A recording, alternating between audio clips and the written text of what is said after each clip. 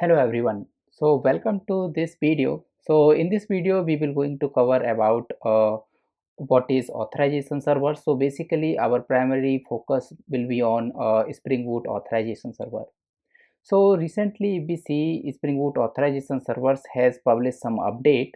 Now Spring authorization server has a support for the refresh token for public client also. So my primary goal to cover that flow, because I checked there is no videos and there is no even a post if you find out. So I follow from the GitHub of Spring Boot authorization servers and understand. So after that I implement a one functional working application. So before moving to that, so let's first understand actually what is authorization servers and why we need a centralized authentication mechanism. So those are new to this concept, so this is good for them, and those who already aware about this concept, so please bear with me. I will not take much time. Okay, so just consider situations where we have so many microservices. So nowadays, if you see any big companies, any product-based company, even any service-based company, any applications they are working, so like a majority times all developers and like a trend is moving towards like a microservices architecture, and it is not current trend, it is happening from the previous many years. So if we see like in monolithic application we didn't have this type of a issue, because in monolithic we can have authentication mechanism within our applications, because we will only going to have a one application. We don't have like a different applications for different purpose. But now if we see in microservices, just assume we have decoupled that our monolithic services into multiple microservices. So these microservices will going to handle one particular scenario. For example, this order service will going to handle responsibility related to orders, and we have a catalog or product service. That service will going to handle the responsibility related to the product. Every microservices has its own bounded context. So within that we encapsulate the responsibility of microservices. Similar, we have some recommendation personalization service that will going to recommend users our new products based on their interaction with our applications, or based on their wish list, based on their uh, cart and previous order. So just assume we have this type of a setup, and here I just mentioned three step in general, three microservices, but in general in real scenario there is like a ton of microservices. So just assume now we need to provide the authentication service, authentication mechanism for all those microservices. So how we will going to handle that scenario? So like a knife solution can be okay. So we can implement authentication server service mechanism, authentication mechanism within every microservices. So that will going to create a huge problem for us. Just suppose I have authentication mechanism for orders and products and recommendation service for all microservices. Okay, and we know that. So if we going to follow like a JWT based approach, so every microservice will going to issue its own JWT tokens. Okay, so these JWT tokens will going to be vary for all the microservices. Now client will going to be in a very hard situation. Clients need to maintain so many JWT tokens, so many refresh tokens for issuing, for getting the data from order service and product service. But someone can argue that okay, we don't need to issue so many JW token, we can have a one centralized secret, and using the same, we can force all the microservices to use the same secret at the same time, so that all those services will going to have a similar JWT tokens, and during that verification all service will going to use the same secret for verifying that JW token is signed with this key or not. So yeah, this is also acceptable. But in this case, if you see, all those microservices will going to have that responsibility for generating JW tokens and verifying that JW tokens across all those microservices. Okay, so these approach is not like a much extendable. Someone can come with an arguments. Okay, let's have one libraries, and within that library we'll give all the functionalities and everything, and ask all those microservices to include that libraries and centralized secret encryption key for generating the JW token. So there is a many way one can choose, but all those options has the downside. Okay, so letters like OpenID Connect ABC, they come with an idea, they give the specifications. Okay, and this OpenID Connect specification is not like a current trend, it's a very old.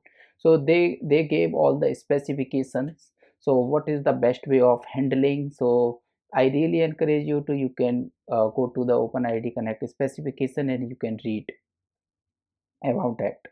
So they came with idea. So instead of giving responsibility of authentications and authorizations to all those services, we can have a centralized service. So this service will going to be handle responsibility related to authentications and authorizations, and what is the scope of different client, all those responsibility. So how this server will going to do that? There is a challenge. Okay, so now if you are aware about the JWT flow, so in JWT flow, like every we have a concept of like a secret. Okay, so we have a secret. Using that secret, we generate a JW token, and we provide that JW tokens to client. So later point of a time, client needs some data from any service. Client need to present that access token. So we got that access token at application service, and we checked, is this access token is encrypted by our private key or not, means our secret key.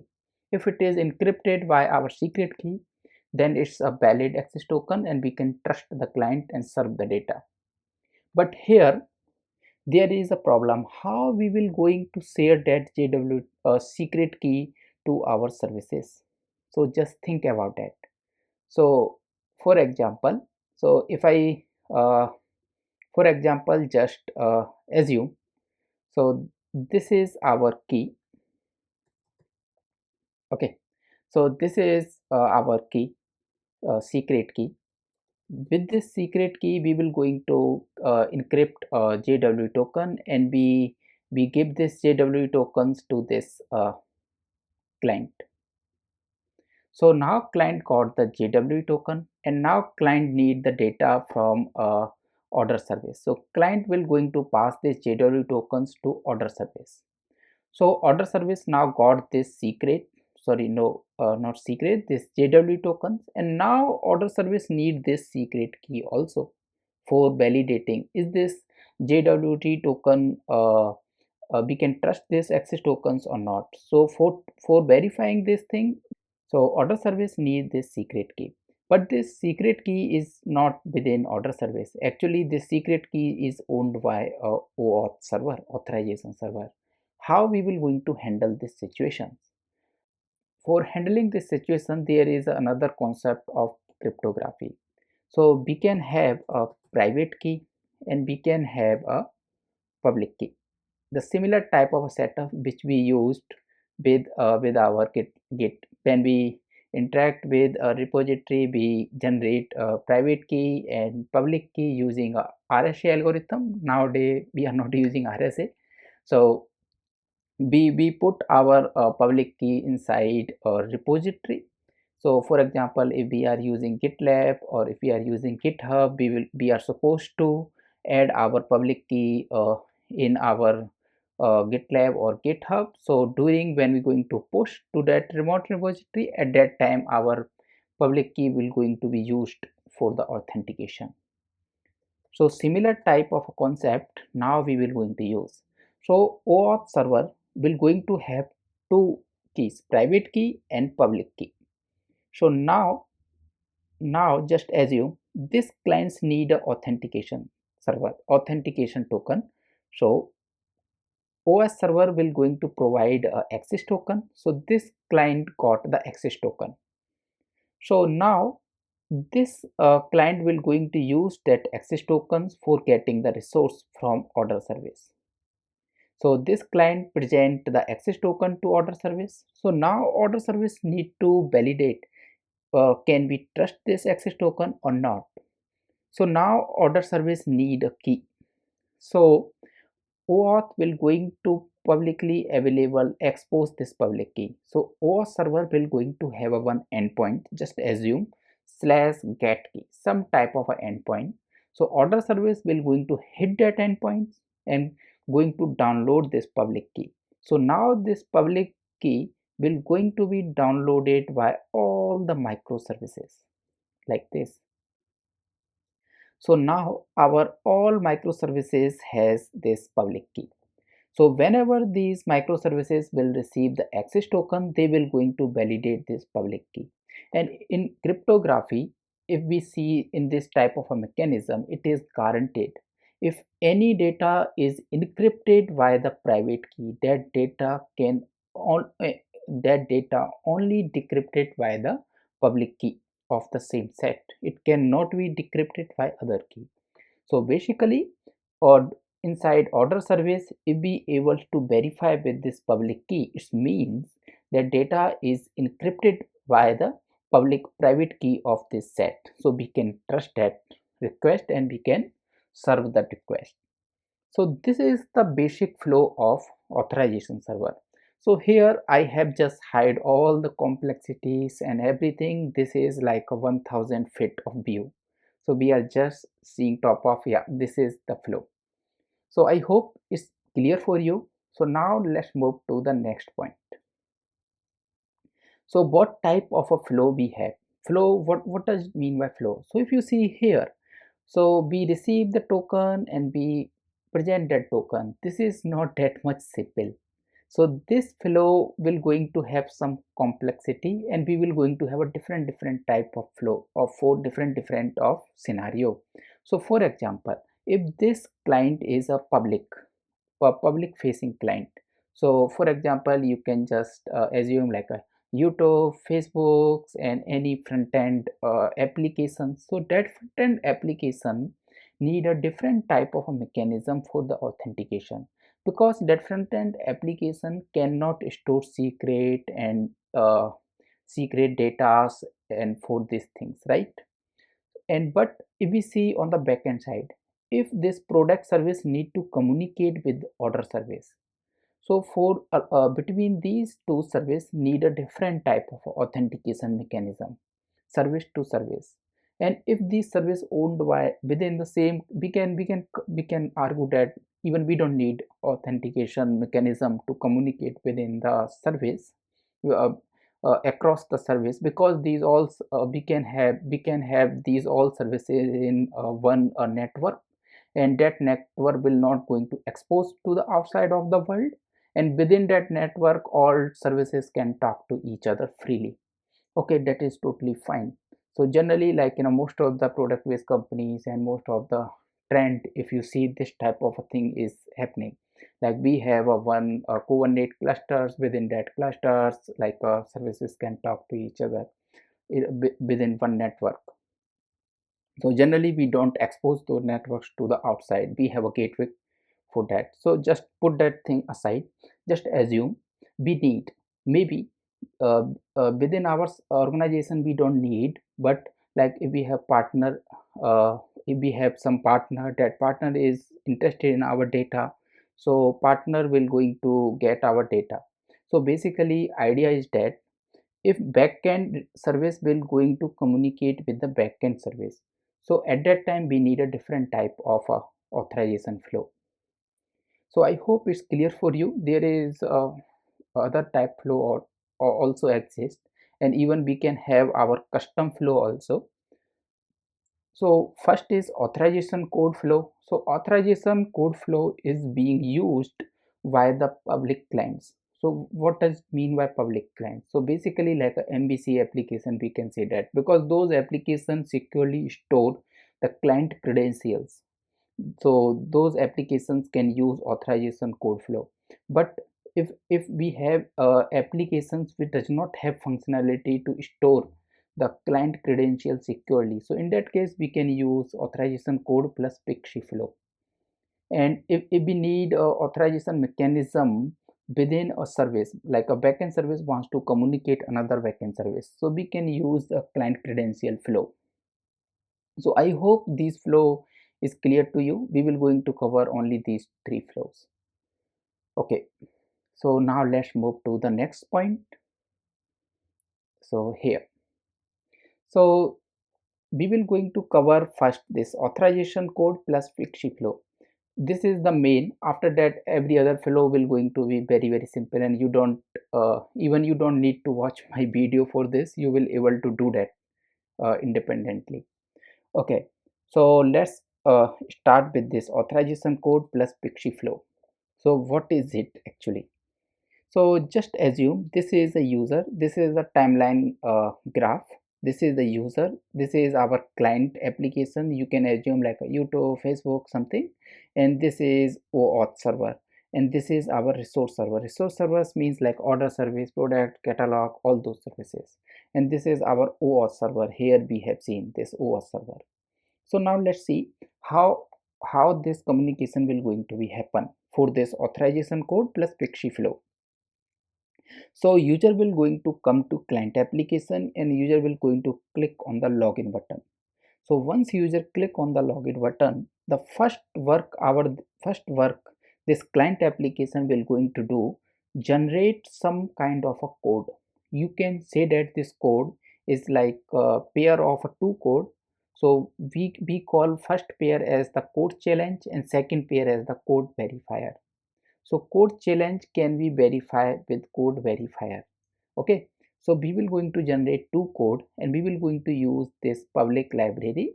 So what is this code actually? So if you see here PKCE code generator, we will going to use SHA 256. This is the only algorithm as of now I am recording this video is supported via the Spring Boot authorization server.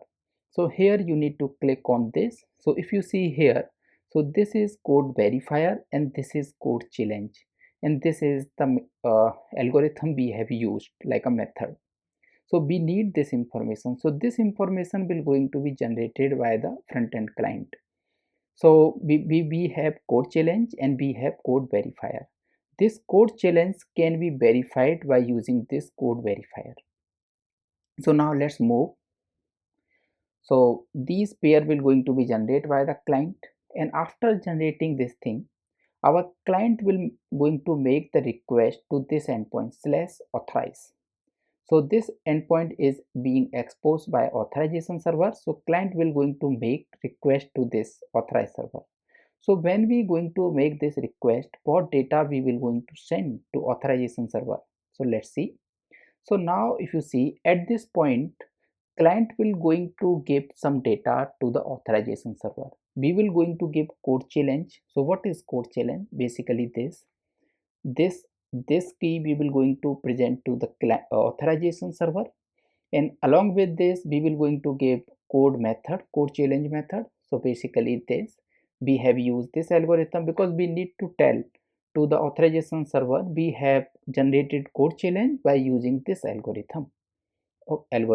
Okay, so now even we can also pass authorization servers to the state. This state I will discuss later point of a time at the end. We can this stage is a concept to solve this CSRF attack. So what is CSRF attacks and how this stake is resolved at, I will explain this thing later point of a time. Yeah, and along with this all information also our we will going to give a redirect URI, and we also going to give response type. Response type means like what type of data we are expecting from the authorization server. So I hope it's clear for you. So this is the first request we will going to make, and this data we present. So now when authorization server receive this authorized request, so first thing authorization server will going to do, authorization server will going to store that information. What information? Redirect UI, code challenge, and what is the value of state, and what is the code challenge method. So authorization server will going to store this all information using the authorization service. I will explain that in detail. After storing this all information, authorization server will going to present a login page to the user. So at this point, authorization server will going to present login page. So this login page will going to be being exposed by the authorization server. So authorization server own this login page. It just, you can just assume here redirection is happen. Be open www.youtube.com, but this application redirected to some authorization server, and authorization server have its own login page, so we need to enter that information in authorization server login page. So this page is owned by the authorization server. I am again repeating the same thing. So at this point in this login page, user need to enter username and password. Once user enter this information, and once user give the consent. What is this consent? So if you need to recall, if you just recall, like whenever you use any applications and you use the authentication mechanism, like authenticate by GitHub, authenticated by Gmail. So you see, so we, after entering all the information, is present one consent page. This client is wants to access your profile, email, and public data. This type of consent we generally see. So here we need to give the consent. So this consent will going to present the scope. This client wants to access your profile and this, so generally this is scope. So client need to give the consent. Once client give the consent, this data will going to be sent to authorization server. So now authorization server will going to generate authorization code, and will going to send that authorization code along with the state. Is the same state which is which we have sent to authorization server during step 3. So the same state authorization server will going to send back to the client. So now client got authorization code. So what is this code actually? So this is some type of a token. Just our server will going to give this token. Hey, later point of a time you can trade this token with the access token. So we have not got access token here, we just got authorization token. So our client receive authorization token and state. So first thing our client will going to do here, client will going to match this state whatever we have sent during step 3. If it is matched, it means we are communicating with our authorization server. There is no like a bad persons or bad anything bad is happened during our all communication. It can happen like a here, if some hacker or some person is came, and that person will going to uh, act as a proxy, and we think we are communicating with the server, but that person intercepted our calls. So at that time this state will going to save us. It will going to tell us, okay, we send this state to the authorization server, are we receive the same state or not? Because this state our that person will not person will not going to have that. So basically this is related to CSRF, we will see later. So we got authorization token. Now our client need to make this request slash token. So at this time we will going to give this authorization code during this request. So here if you see, so we will going to make this call slash token. Okay, so at this point we will going to trade our authorization code for the token. So for trading we need to give some information, we need to give code, that code we just recently received, and also we need to give code verifier. What is this code verifier? This is code verifier. So in third step, like in previously, we have give this information to authorization server. Authorization server store all those informations, right?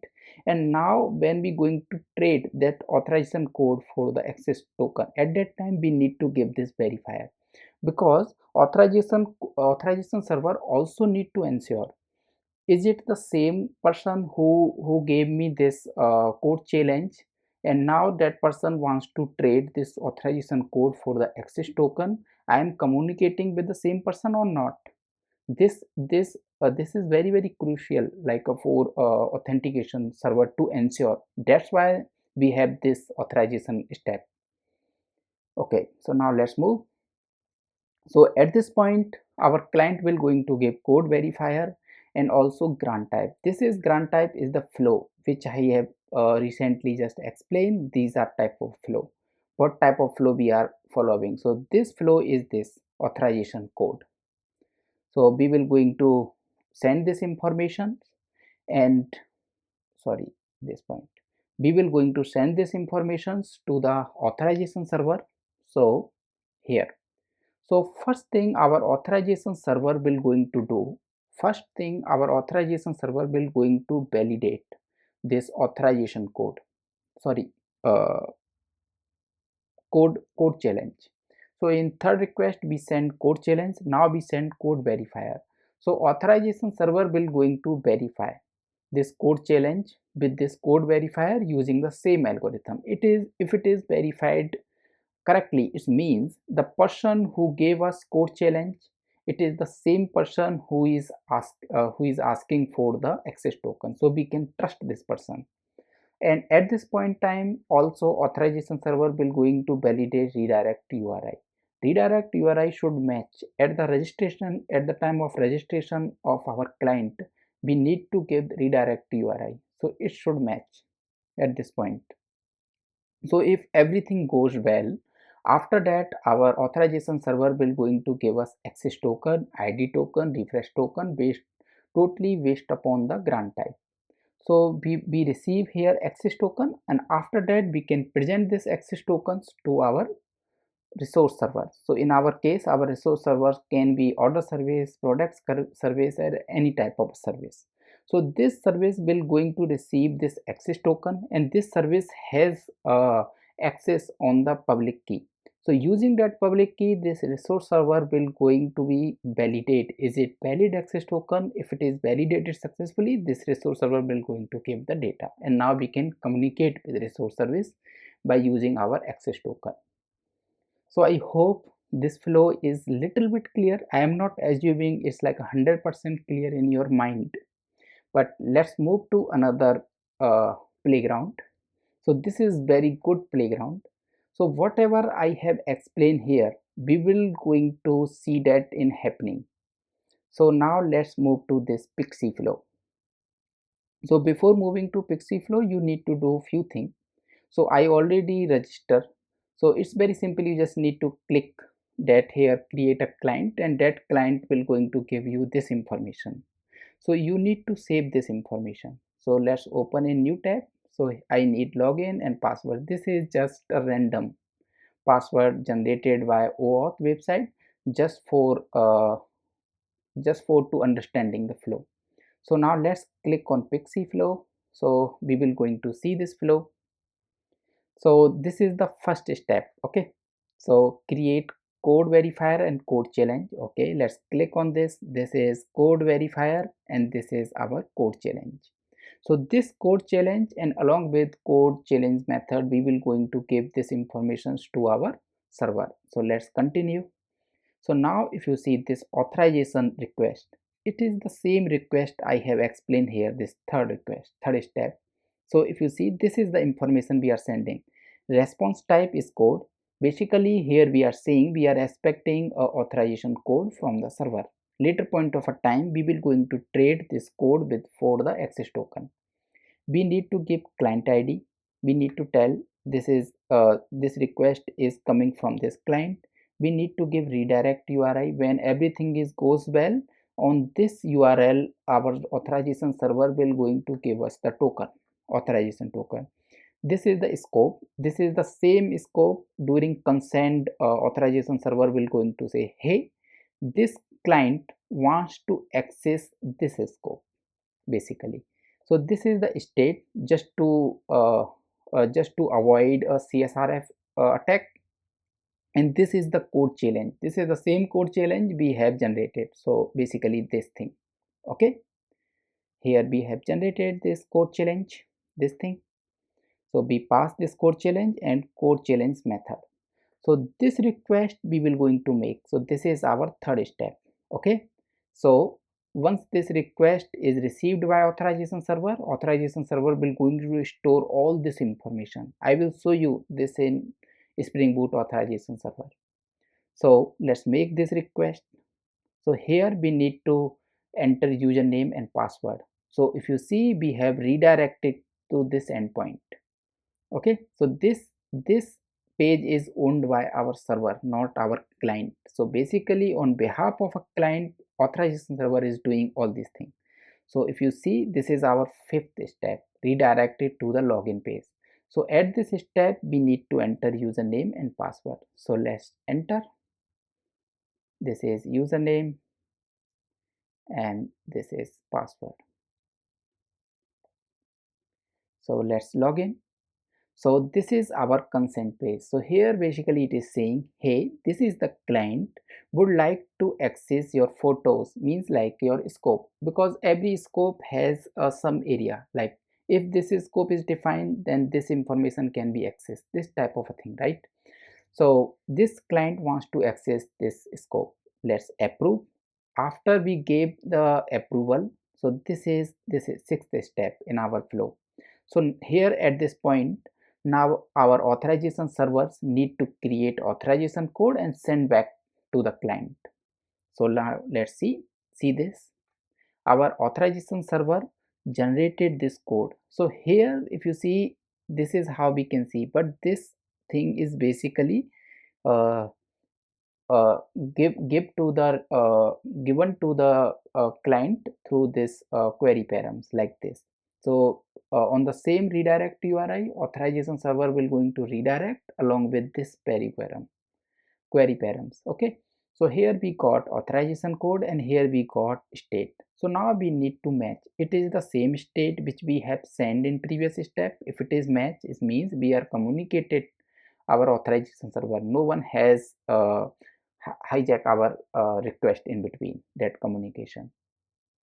So this is the authorization code we need to store. So let's copy this authorization code and let's move further.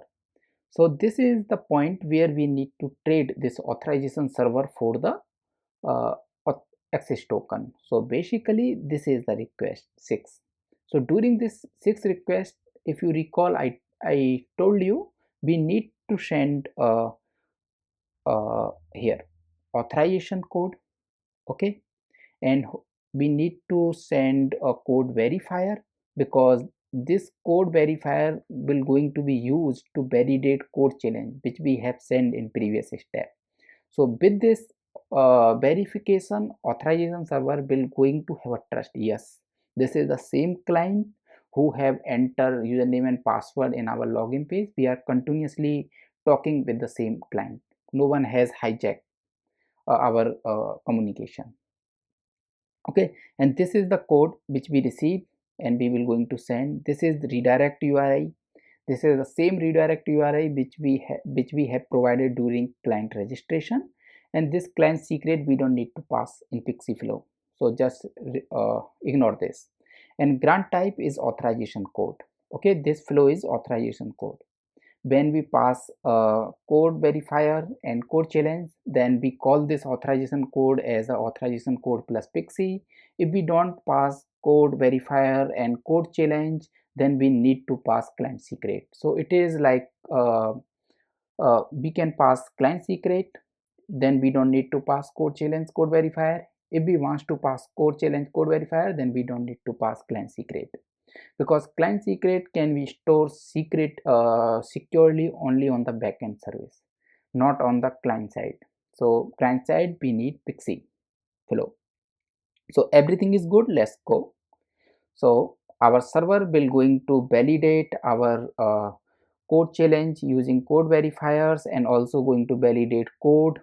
It is the same code which client has issue authorization server has issued to this client. After all those verification, client will going to present access token and refresh token.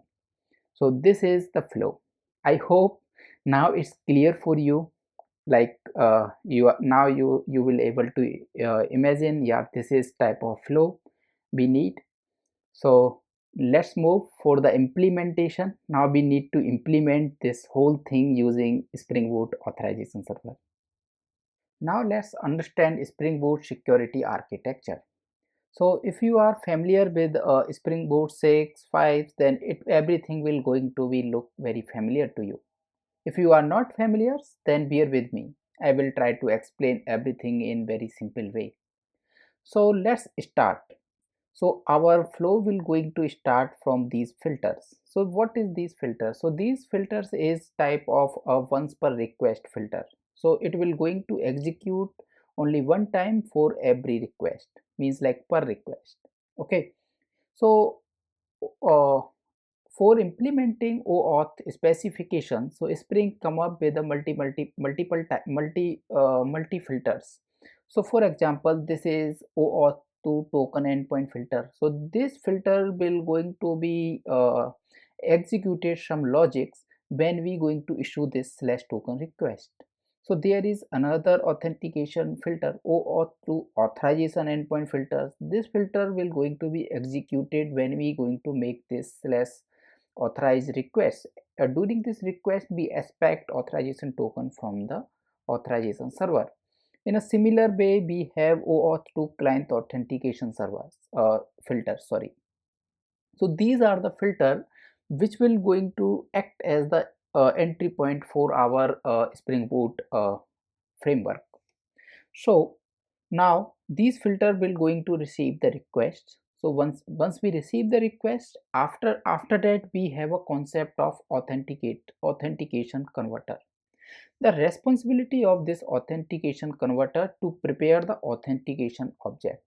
So in Spring Boot, how it's happen? Once we receive the request, so inside this filter, we will going to create the object of authentication type. So if you see here, this is the contract of this authentication converter. It's very specific to OAuth. So here we are supposed to create the object of this authentication type. So we have another class OAuth authentication, which is extending to this authentication class, and that is very much specific related to OAuth flow. So the responsibility of this authentication converter to prepare this authentication object. So there will going to be many authentication converter. Just assume we have a many authorization flow like authorization code flow, client credential flow, device related flow, right? So for every flow we will going to have a separate authentication converter, and this authentication converter will going to prepare the object. So once we have this authentication object which is not yet authenticated, like we have prepared authenticated object but is not yet authenticated. So we will going to pass this object to authentication manager. So now manager has the responsibility to get authenticate this object. Maybe if credential is not good and something is bad, manager will going to throw some bad request forbidden. If everything goes well, manager will going to authenticate that object and will going to set that object inside the security context. So this authentication manager, generally in OAuth flow we will going to use provider manager implementation.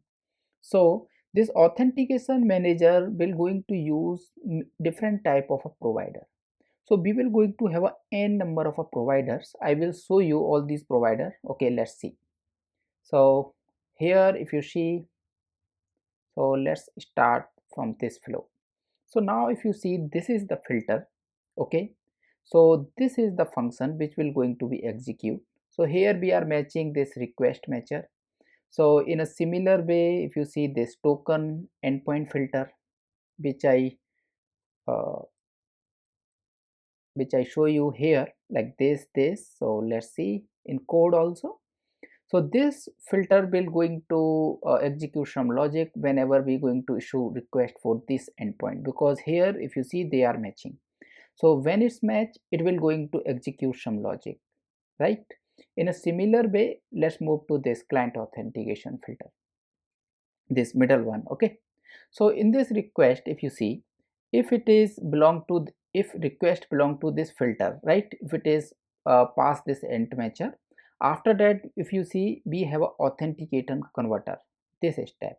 The responsibility of this converter to prepare the authentication object. Okay, so now let's go inside this converter. It's a very simple converter and we have many implementation. If you see, so these are the implementation: public client refresh token, right? If we have a client secret basic type of authentication converter, these type of a converter. So let's go inside this public client authentication converter.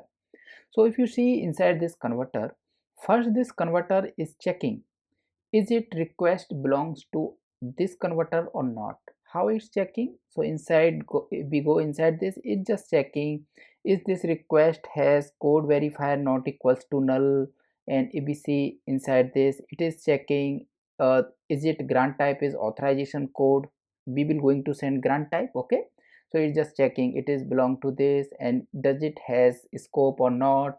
So when every check is passed, right, after that it will going to fall here. This is our actual code.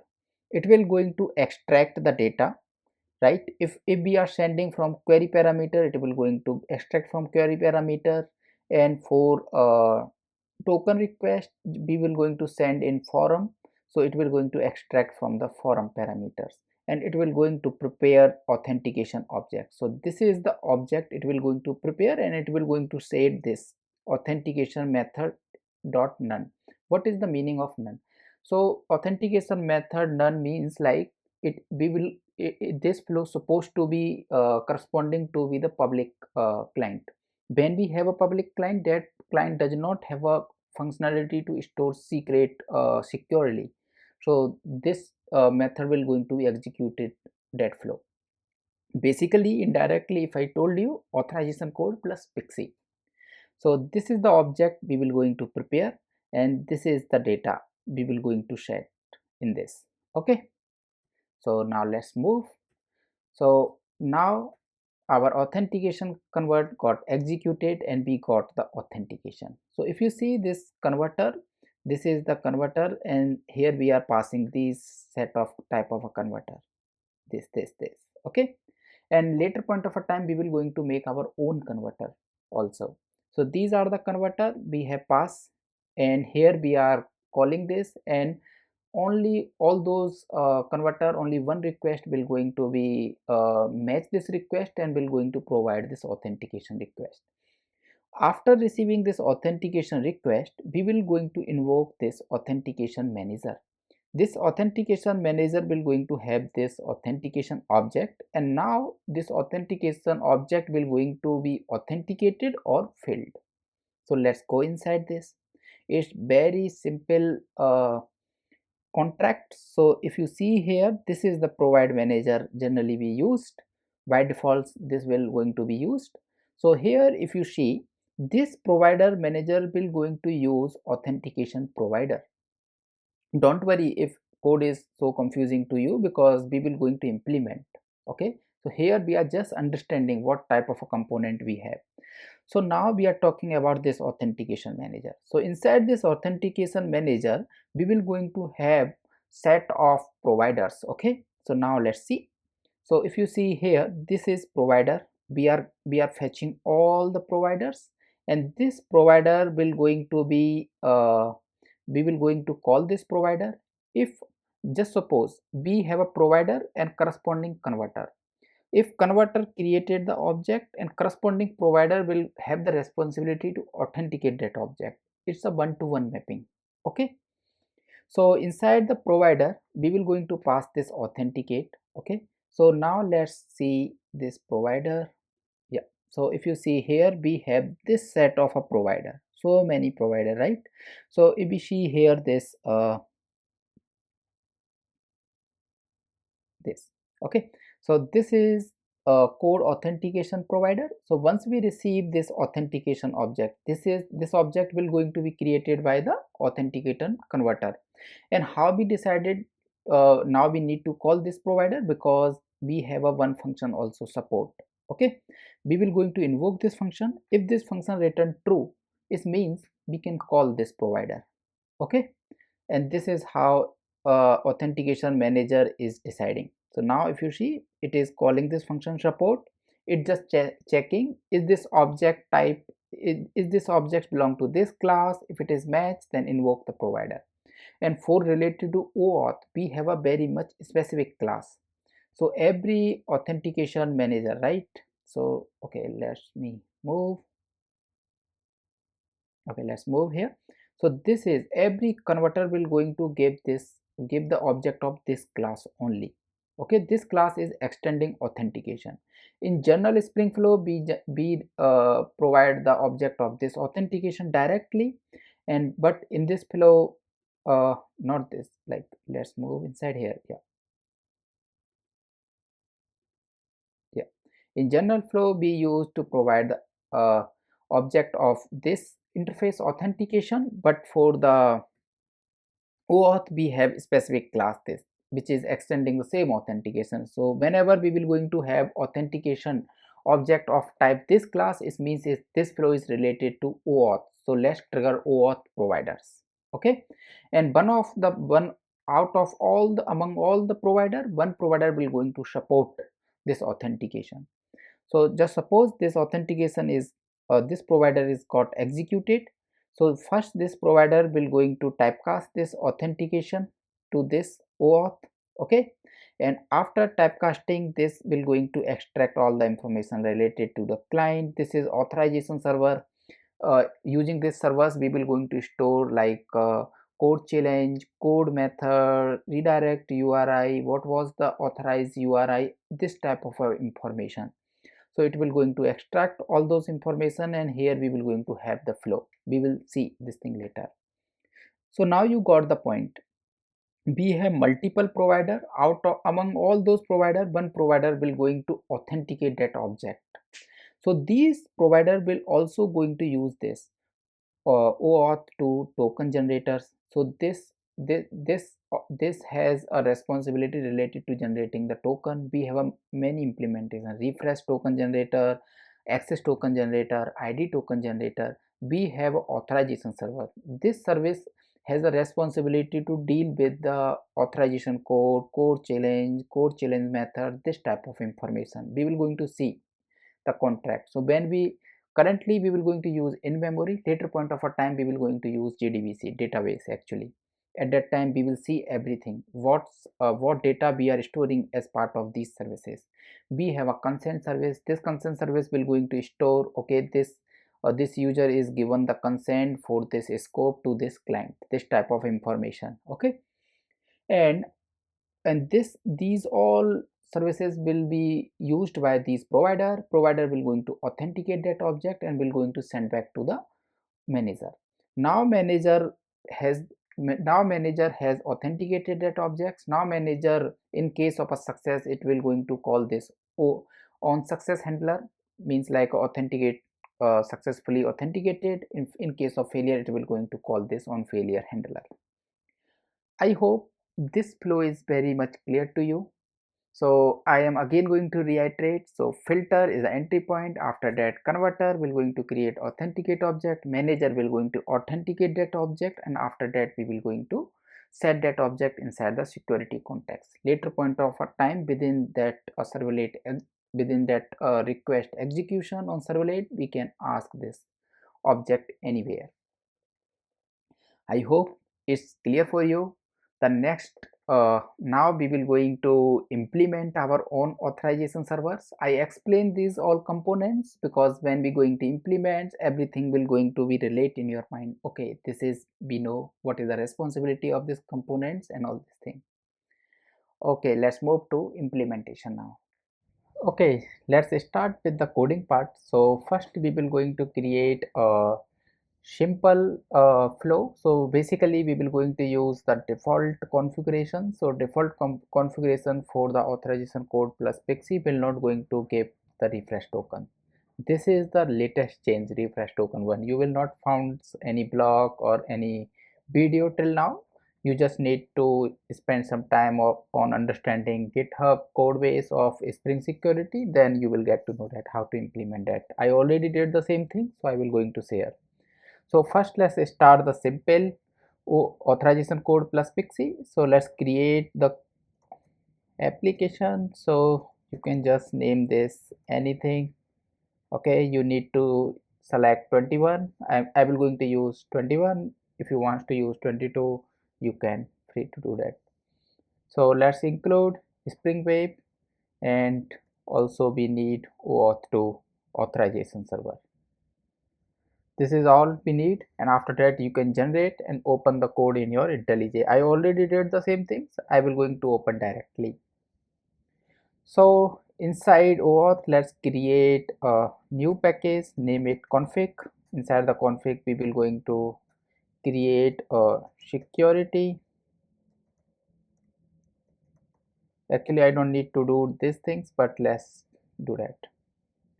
So for enabling the Spring Boot authorization server, so we need to annotate this configuration with enable web security. It will going to enable the web security, and also we need to register this class as a configuration.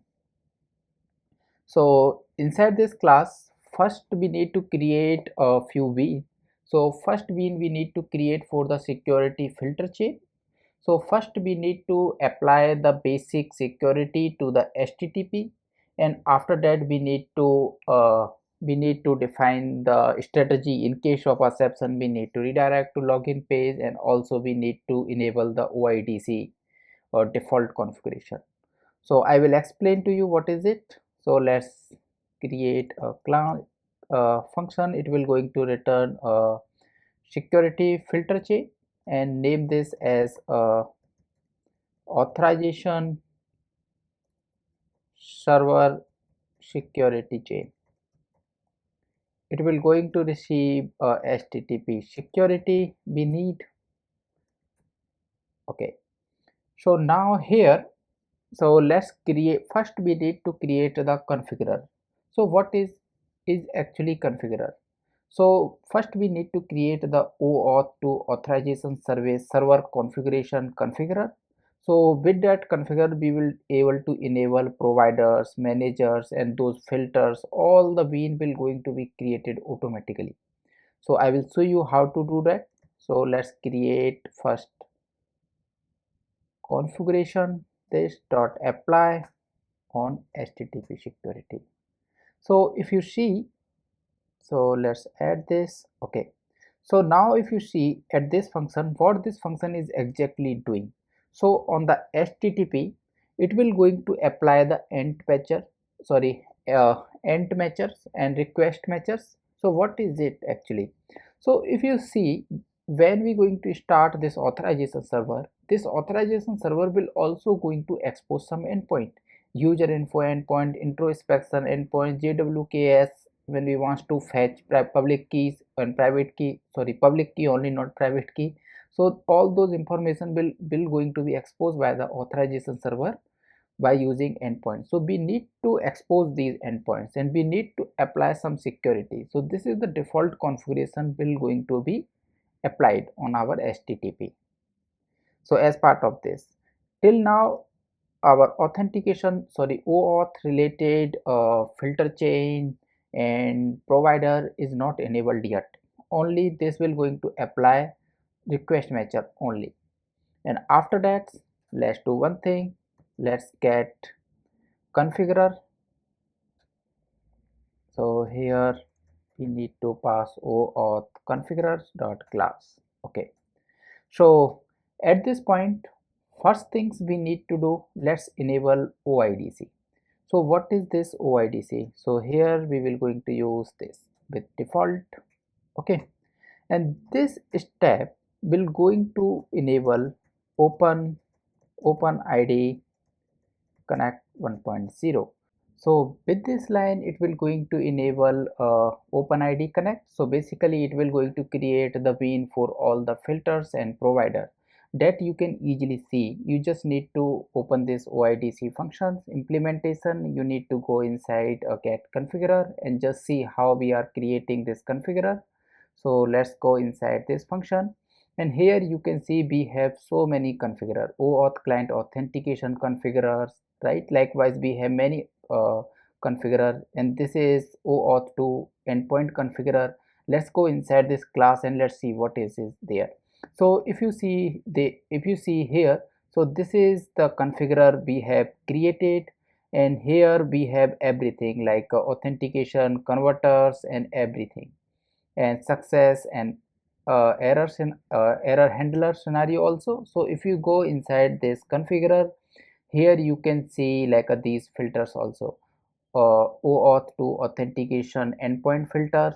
And if you see here, this is how we are creating these filters, and these filters will going to be plugged inside the HTTP life cycle. So if you see this filter, this is the filter once per request filter that we already discussed. So as part of this line, everything will going to be configured. So now I hope it's clear to you. And after that we need to enable our exception handler. This is totally optional. As part of this, we are just saying if user is not authenticated, just redirect that users to the login page. This is all we will going to have. Exceptions dot default, and here we will going to have a two type of objects, and here we just need to pass our login and also type of that login media type. Basically this is all. And after that we need to do one more thing also. So if you see for this here, if you recall, here we apply end matchers, basically request matchers, and here we enable our OAuth related stuff, and here we have defined login page in case of exception. And after that we need to enable resource server also. So for few endpoints like a user info, introspection, all those endpoints, our this authorization server will act as a resource server also. So we need to enable that resource server. That is very simple. And here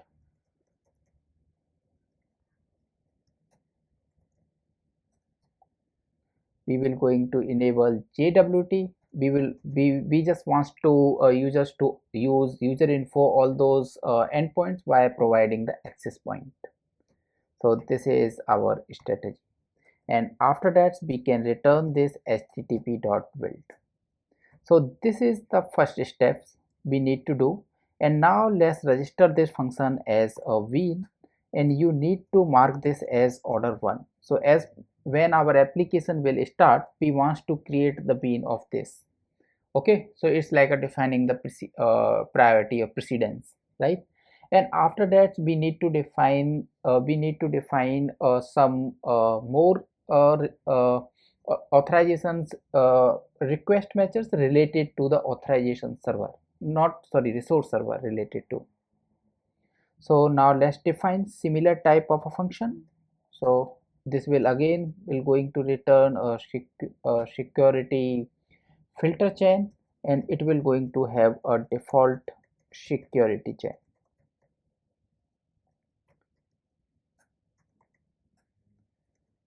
So this function also we need to register as a bean, and priority will going to be 2.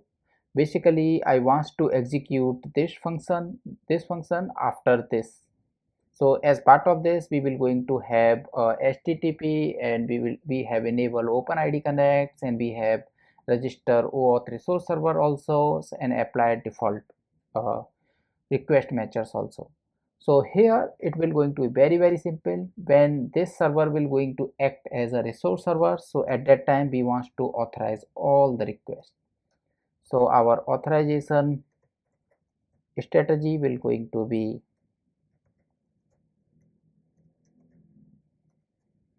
any request dot authenticated. This is all. Also here we need to enable what type of authentication we want to have. So here I will going to use the basic login form. So with the help of this I can enable basic login form with default config, and after that we can return http security dot build. This is all. So I am again iterating. This function will going to do the stuff related to when our this server will be act as a resource server. So someone wants to access user info and some other endpoints. So this is all the configuration will going to be applied. And here we are enabling form login. So when user wants to authenticate it, we will going to present the default login page and all those things. After that, we need to do, this is all major things related to OAuth 2. Only few things is also left. We need to register bean. I will going to explain. So let's first define a user detail service. So user detail service is very simple. We will going to use in memory database. So later point of a time I have a plan to move everything to JDBC level also. So let's use with default password encoder, and here let's create a user, name this as user, and password will going to be a password. So basically here I am just using this builder pattern and creating a one user. This is all, nothing new here. Let's create this. Okay, this is the users, and let's return in memory users detail, and we can pass this as an initial user. Yeah, this is all. So if you see here, it is saying it's a deprecated because it is not supposed to use in production. So here I am using because I don't want to encode my password. I just want to save it as a plain, and I want to use as a plain. No password encoder I am going to use for this demo. After that we need to register the client. So basically what is client? So if you see, our authorization server act as a servers, and we need to register the many clients, so front end clients and also back end clients. So those client will going to have a registration on our authorization server. Through that registration, authorization server will get to know that okay, this is our client and this is not belong to us. Okay, so now let's do that. Client registry we need to create and register this also as a bean, and here we need to create one client, and we will going to use the builder pattern of this register client dot with id. Here I will going to use the random UID, and after that there is a few more thing also, like client ID we need to define, and we will going to use this client ID. So let's use a public client. We can have anything, YouTube, Facebook, something like that, whatever name suits you.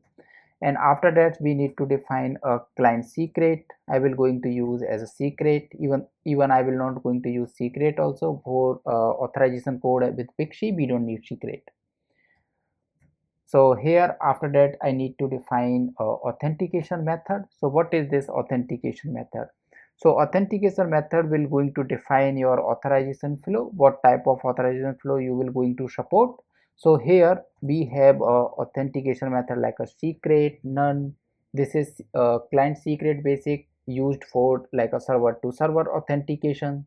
So we will going to use none. So basically none means like a public client we are supporting. So basically it will going to mean like authorization plus PKCE. And after that we need to define authorization grant type. So here let's define authorization grant type, authorization codes, and author or refresh token. This is all we need. And after that we need to define a redirect URI, and this is very important. This is redirect URI we need to send as part of authorized request, also as part of a token, because at this redirect URI our resource server, our authorization server will going to talk to the client. So when authorization server will going to pass a code, and this is the redirect URI authorization server will going to be used. So basically this will going to be the some route, some route on our client side application address. So let's define this 127.0.0.1, and we will going to use port 8081. So basically there is no application running on this port, so I supposed to receive my authorization code on this port. So you are free to choose any name, there is no like rule. Yeah, I am using my client name. This is the my redirect URI, and after that I need to define a post logout redirect URI. I will going to use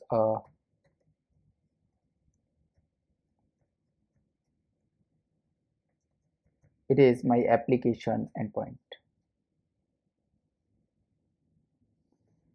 Yeah, and after that I need to define the scope for this client, what type of scope this client can use.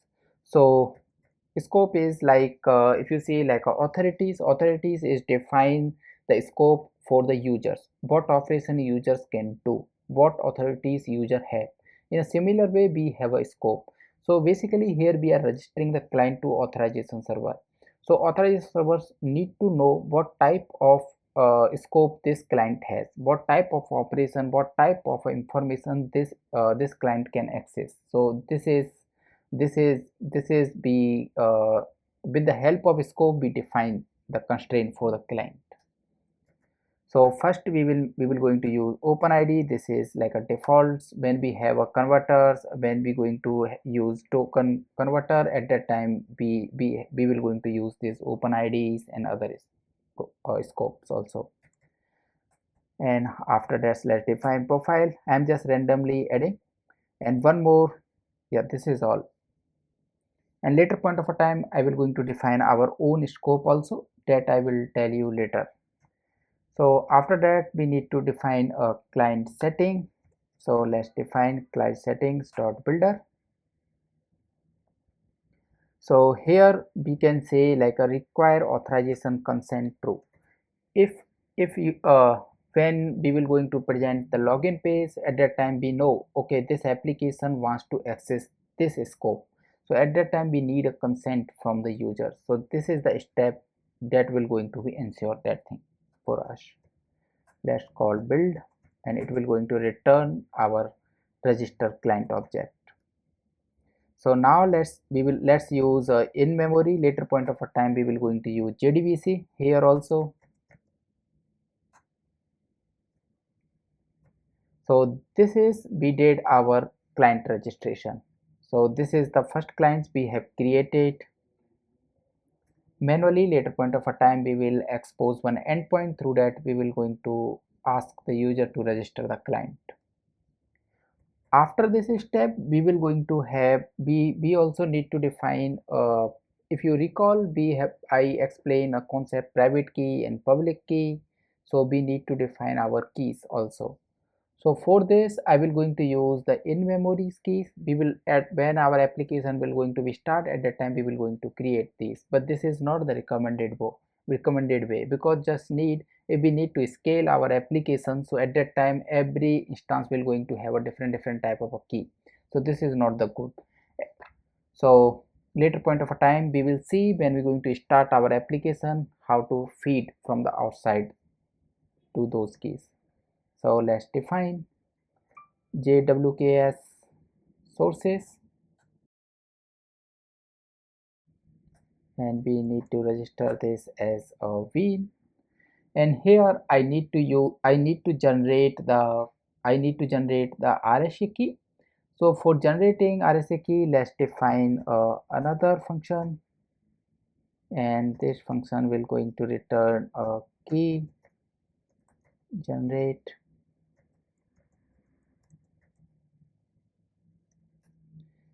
Okay, so let's generate key pair.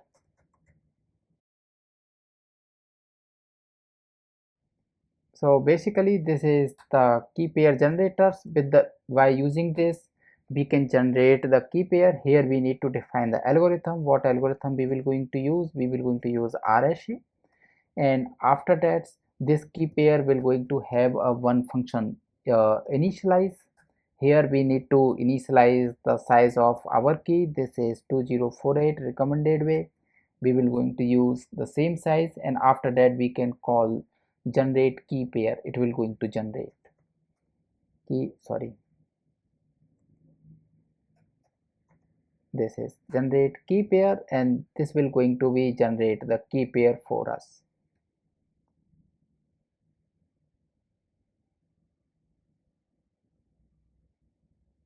Generate if this key pair has not been initialized, especially provide okay. So this is all,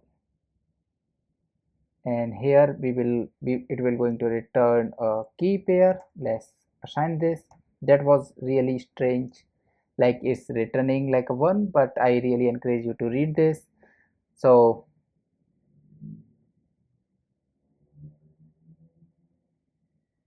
okay, they are using delegate pattern for this, for generating key pair. Okay, okay, let's move back. So here at this, if everything goes well, so we will going to have a key pair. If there is anything is failure, it will going to throw a illegal, not sure what type of exception. So let's accept here. So here we will going to throw new runtime exception, fail to create key pair. And if we able to generate the key pair, let's return the key pair. It's a very simple. So let's use this functions, and we will going to have a key pair. And once we receive, once we generate the key pair, so basically this is our key pair, like a private key and public key, and this key pair will supposed to have that function also, private key and public key, sorry, fields. With the help of that we can get our public key and private key. So let's do one thing. Let's key pair dot, first we need a public key, and we need to typecast this public key to RSA private key. RSA public key. In a similar way, I need a private key also. Like just bear with me. This is like a way Spring Security is providing. We are using. So these generating RSA key and private key and key pair generator is related to the Java, not related to the Spring. But this is all we need to do to feed Spring to this private key and public key pairs. And after generating this, we need to create a RSA key. Yeah, RSA key dot builder, I think.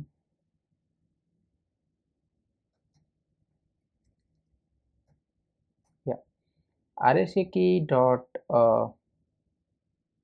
builder. First we need to pass a public key, and after that we need to pass our private key, and let's define a key ID, and this is very important. If key ID didn't match, it will going to be fail also. So it will going to provide RSA key sets, and beneath, okay, it's a two string, I think. Yeah, after generating this RSA key, we need to define a JWK set, and let's pass our RSA key.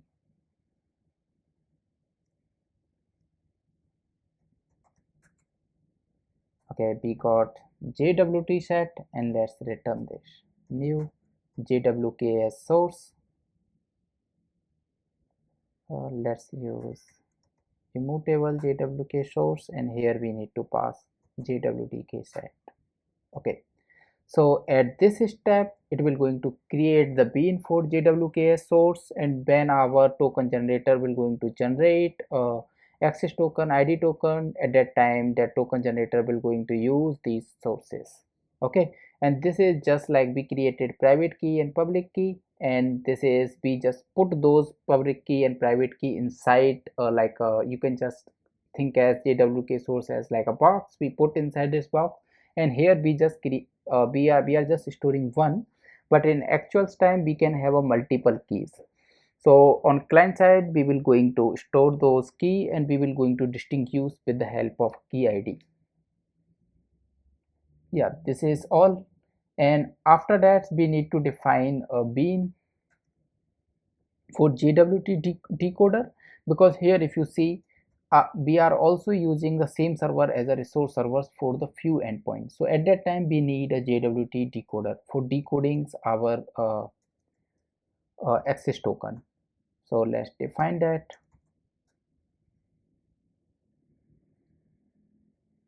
And we will going to use same JWKS sources which we just created, and security context.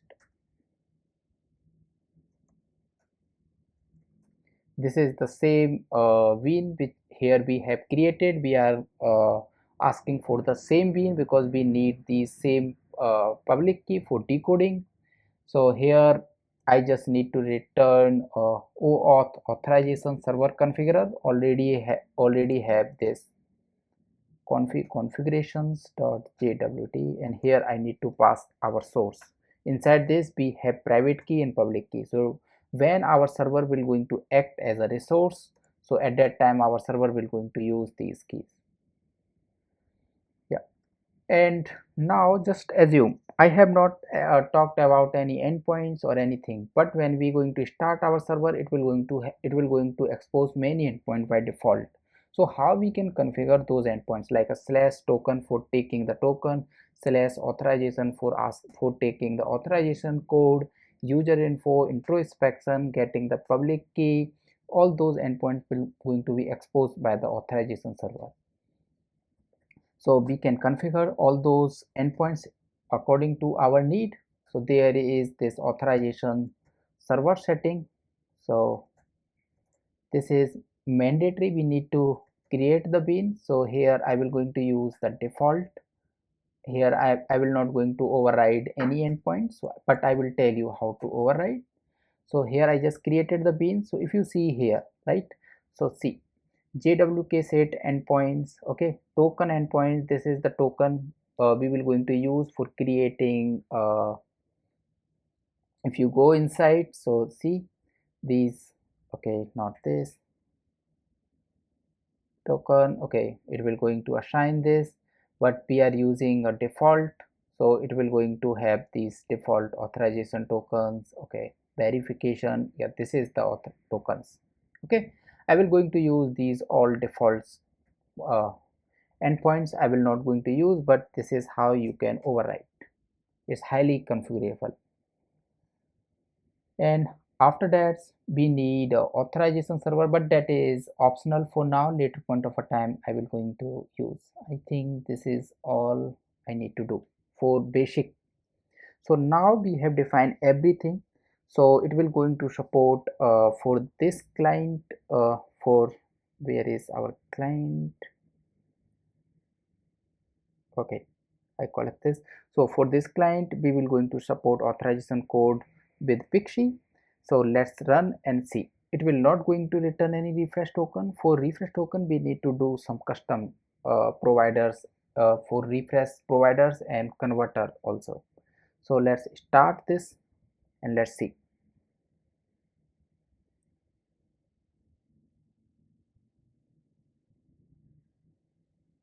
Okay, application is started. So now we need to make a few requests. Okay, so that is type of get call. So our endpoint will going to be this localhost 8080 slash OAuth slash, after that we need to define authorize. I already explained to you how this endpoint is being exposed. Okay, so this is the endpoint and we need to define a few query params. So first things, we need a response type. Inside the response type we are expecting to receive a code, and after that we need a client ID, and let's pick the client ID. This is our client ID. Let's copy it and paste it here. After the client ID we need a scope. So here let's use OpenID. So OpenID is the default for this. We don't need consents or anything. Later point of a time I will going to create our own scope offline access. With that we will going to create a refresh token along with access token also. Okay, so after that we need to define redirect URI, and this URI need to be same what we have defined here, otherwise it will going to fail the request.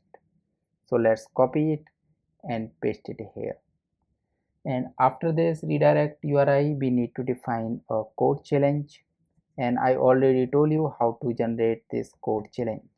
So this is open website. With the help of this we can generate the code challenge, and let's copy this code challenge. And here I need to pass this code challenge, and after that I will going to use a code challenge method. We need to tell the server this is the method algorithm we have used for generating code challenge. So it's S256. This is the only method supported right till now. So this is the request which we have generated. We cannot make from postman because it will going to redirect and it will going to give us the login page. Okay, and this is not the capability supported by postman. So let's copy it and we will going to open browser, and here let's paste it, and here now we need to enter. It will going to give us login page as expected. Here we need to enter user detail and password. Once I click on enter, here if you see it will going to give us, okay, so I think, okay, this URL is wrong. It is OAuth 2. So now let's copy this again. It's my mistake, and now remove this and paste it, and now enter. Why it's like that?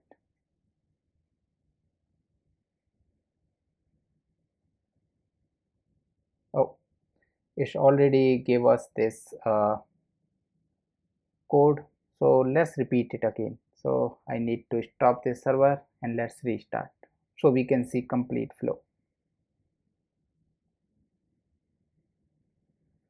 Okay, so now let's remove this and now paste it, and now enter. It will going to give us login page. Here we need to enter our credential. This is login page coming from authorization server. Okay, and enter, and this is the endpoint. This is the port where our client application is supposed to run. So our client application will going to receive this token. Okay, so now let's copy this token, and now we need to prepare a token request. So this will going to be type of a post, and here we will going to make a request on localhost colon 8080 slash OAuth 2 slash token. So this is the endpoint where we need to make the request, and here inside the body we need to define a forum data. So what data we need to define? So let's first we need to pass this code. This is the code we receive. I am hoping it will not going to expire at the time we complete our all field. We need a grant type. So here we need to define a authorization code, and after that we need to define a client ID. So let's copy. So this is the client ID we will going to use, and after the client ID we need a redirect URI. So let's copy redirect URI. This is,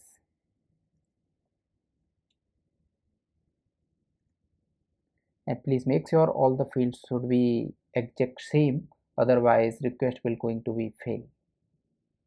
Last we need a code verifier.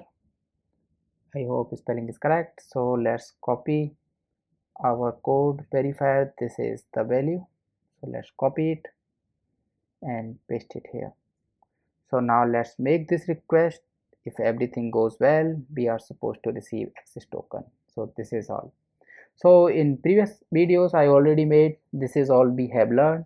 So now point is that how we will going to have the support for refresh token, because this after this expiration time it will going to be expired. So we need a way to generate again access token. So for that we have a concept of refresh token. So how we will going to generate the refresh token? So let's do that also. Stop the server.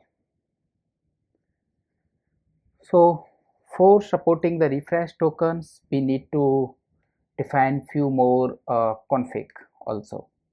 So first things, we need to override our token generator. So let's define authorization, sorry, OAuth 2 token generator.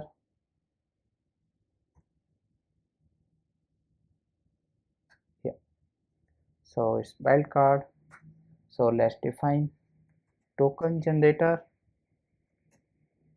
So inside this token generator, let's define as v.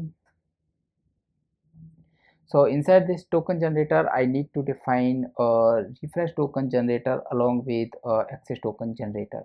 So let's create a JWT generator.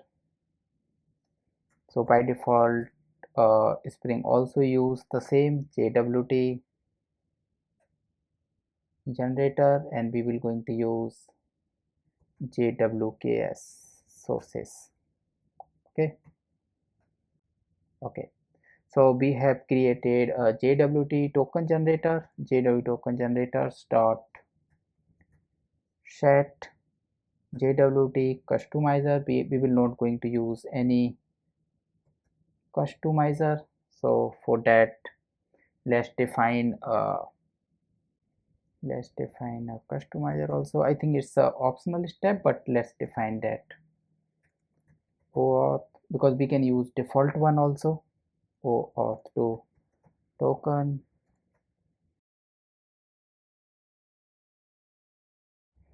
Is a function which return okay, here we will going to have customizers, and we can use this.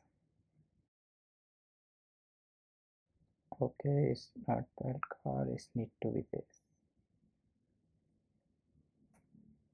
Okay, so here what type of customizer we will going to use? So let's define if context dot get token key. I got this things from a GitHub repo of Spring Boot, where they have added that commit. With that they have provided this functionality, get value dot equal, if it is equals to OIDC parameters names dot ID token. So let's define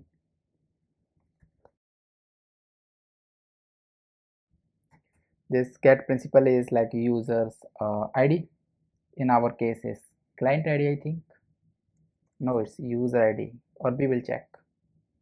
So here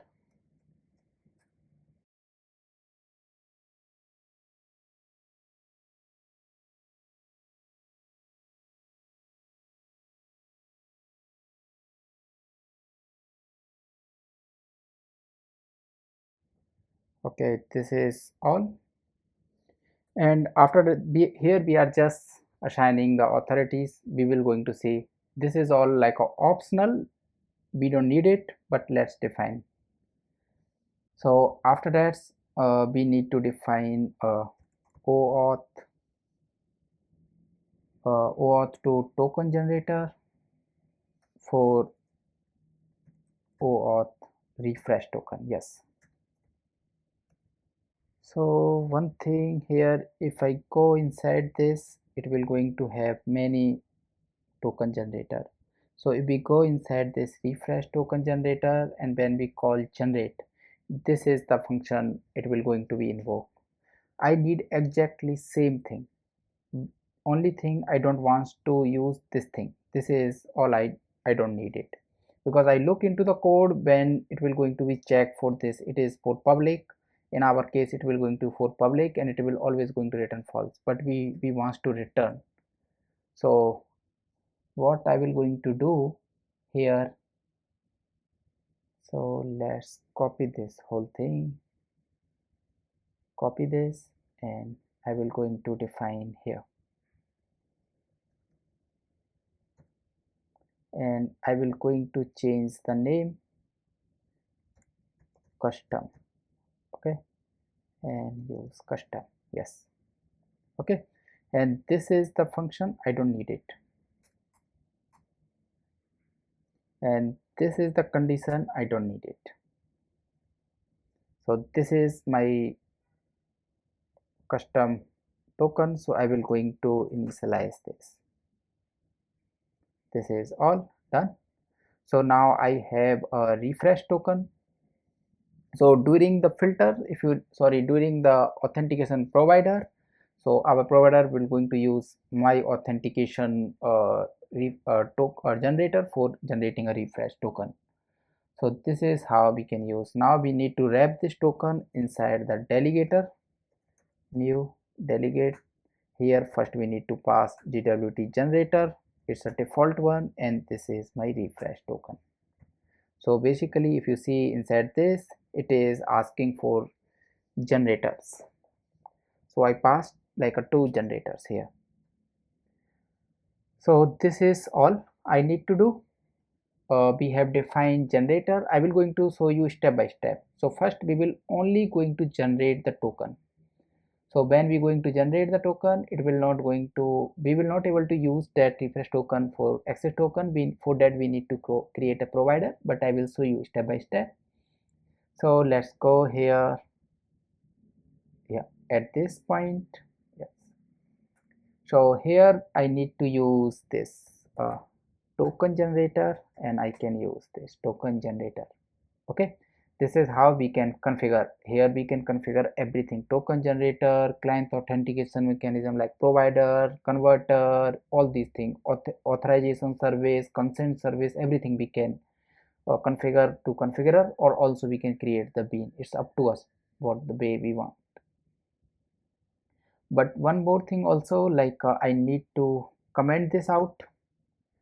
So it will going to be like a third step. Yes. So here I need to define another shape. So basically this step is not needed, but okay, I will do this. First I will show you the issue, after that I will do. That will be more clear. So now in my knowledge we are done. So now let's start. This is,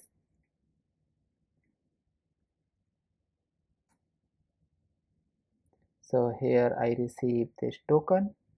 Let's copy the token. It didn't ask for login because it's create the session, so it's already previously I already entered username and password, so basically I am logged in. So now here, so I need to overwrite this, paste it here, and now issue the request. So now if you see here, we are getting this refresh token. Nice. But we cannot use this refresh token for generating access token. Why we cannot use? Because we have not defined a provider for authenticating in case of a refresh token for the access token. Okay, so let's do one thing. Let's copy this, post, and here enter this.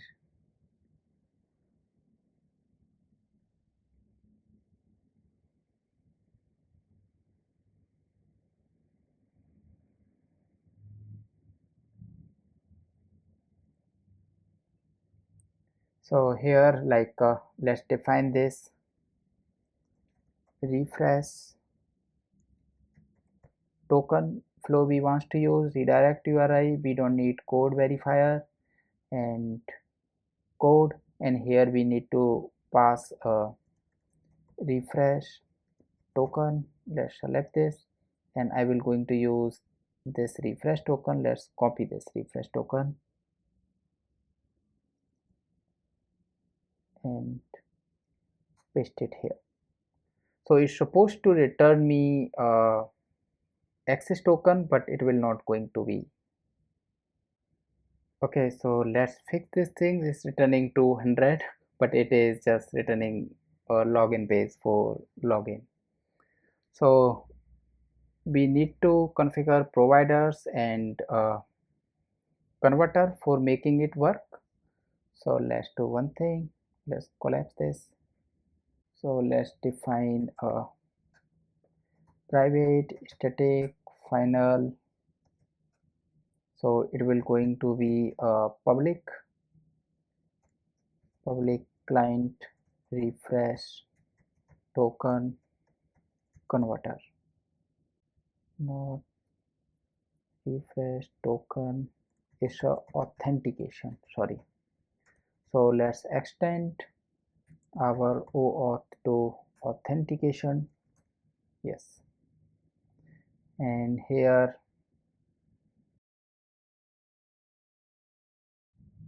okay, so here we are passing this.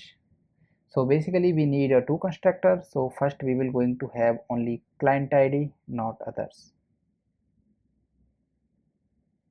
only client ID, and we will going to pass like a client dot none, because it's for public and rest is null. Okay, and after that we for the another one we need only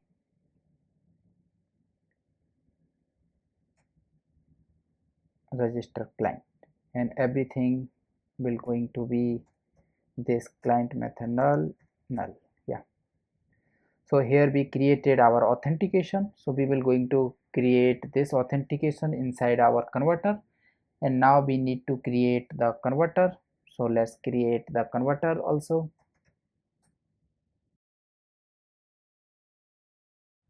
So let's use this same, and let's add converter. It will going to be extend authentication.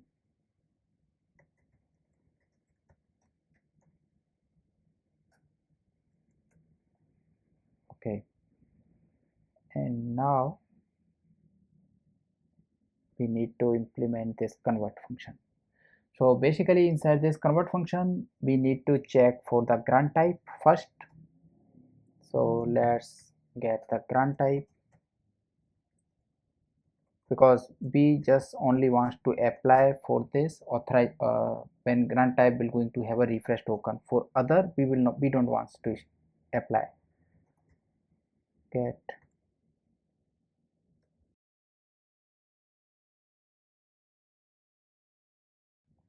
and here we need to check this grant types dot. Okay, if it is not related to refresh, then we don't want to anything. When we return like a null, then other converter in the same line will going to be get applied. So if it is related to refresh token, like grant type is refresh token, then we want to apply our grant type dot client ID. Yes. So if string utils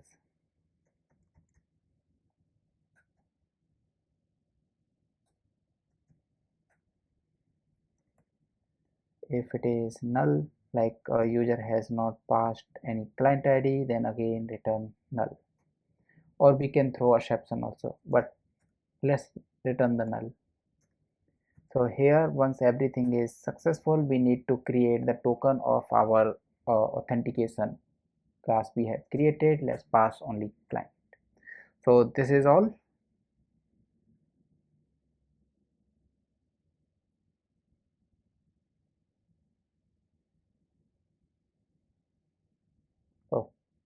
sorry. So we created authentication converter, and now the last thing is only left is provider.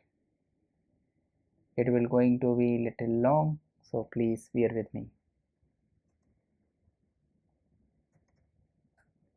I got all these things from that repository. I really encourage you, you can look into that Spring Security repository, where you will find out all this information which I am typing, which I got from a repository, and I make it work after changing few things.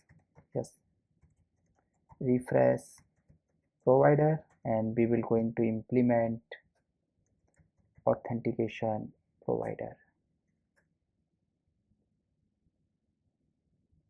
It will have two function, yes, this one.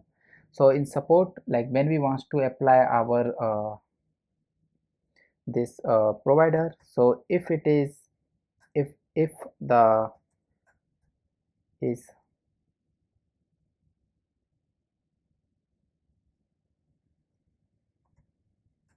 simple, like if authentication is the type of authentication object is the type of this class, then call our authenticate function, otherwise no need to call. So here we need to, when our function will going to be called, what we want to do, we need to do here. So first things we need a client repository.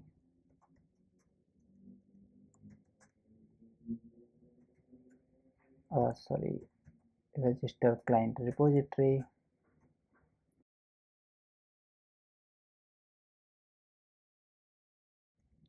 So we need to typecast first things. This authentication is the object of our class. Once we like a typecast, after that we need to do few more check. Like first we need to check the client method should be null. So let's check that client methods dot null dot equal, and we will going to use authentic.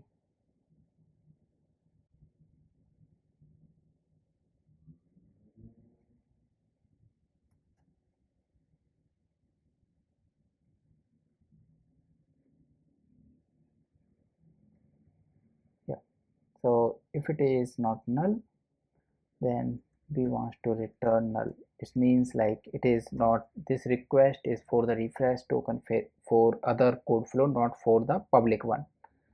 So after that we need a client ID, and client ID again we need to take this from cat client ID, or I think get principal dot to string is a client ID. So once we get the client ID, after that we can fetch our register client repository dot find by client. Here we need to pass the client. If it is, if there is no register client, if it is equal null, then we can return a null, or maybe like here we should throw some exception. So like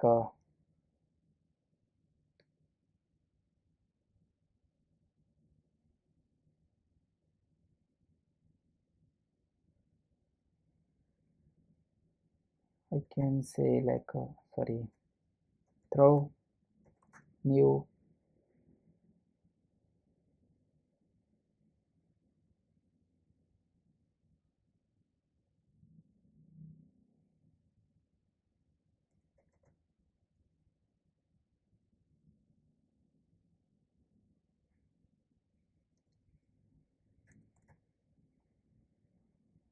and here we need to pass the object.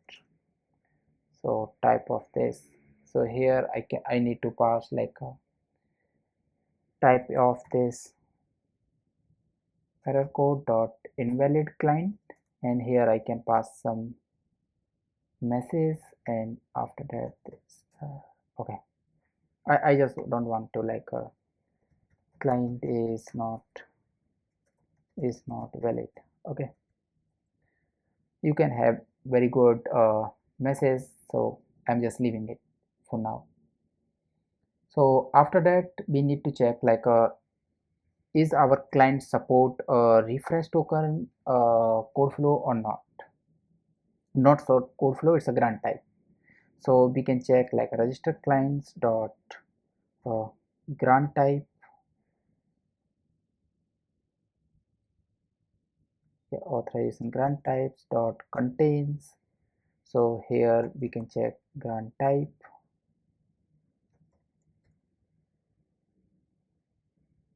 this dot, yeah,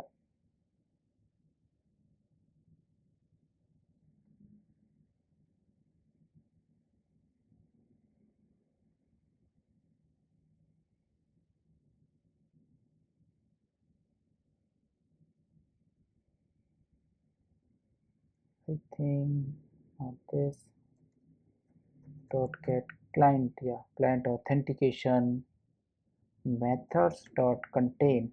Okay, and here we have publics dot get client authentication method.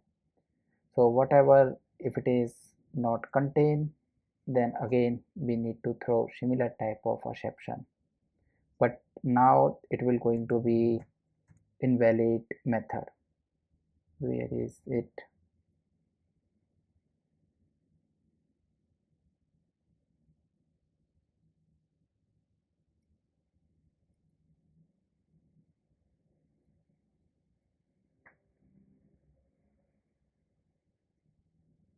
Okay,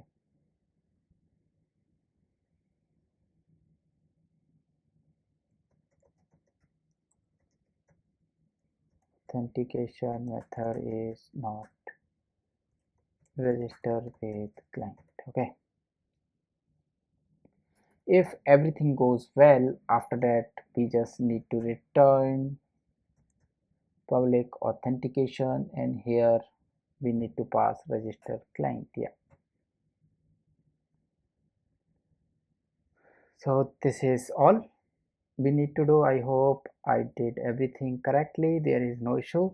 So now we need to plug these things. So here we need to come, so we have a client authentication, it will going to give a authentication. Okay, authentications dot, here you can provide your converter, public authentication converter, and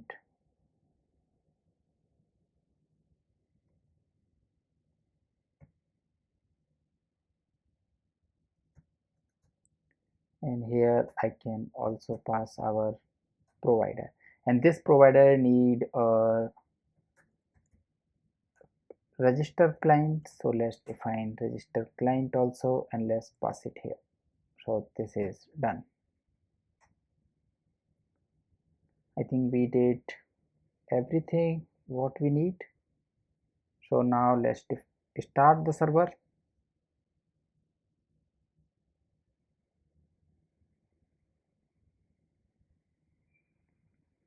So let's go here, let's take it, and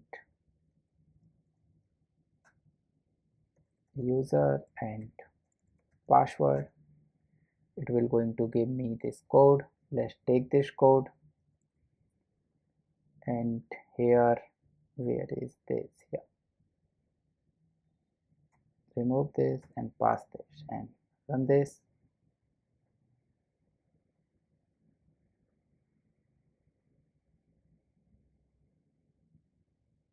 Oh, please make sure there should not be any query params, otherwise it will, why it's happening. Yes, please make sure there is no query param because it's received for a value. So let's take this refresh token, and now let's go here, and now if I pass this refresh token here, so now let's see. Yes, so now if you see, we got access token, so now it's working. So this is end-to-end access token plus refresh token. How to get refresh token? Basically by using authorization code with PKCE for the public client. This is the new feature, and I think this is the first video on YouTube who covered this topic. So I hope you really like this lecture. Thank you. In the next video we will going to see how to expose our custom endpoints, because if you try to expose custom endpoints, that will not going to be work. We need to do some custom configurations. So in next lectures I will cover that.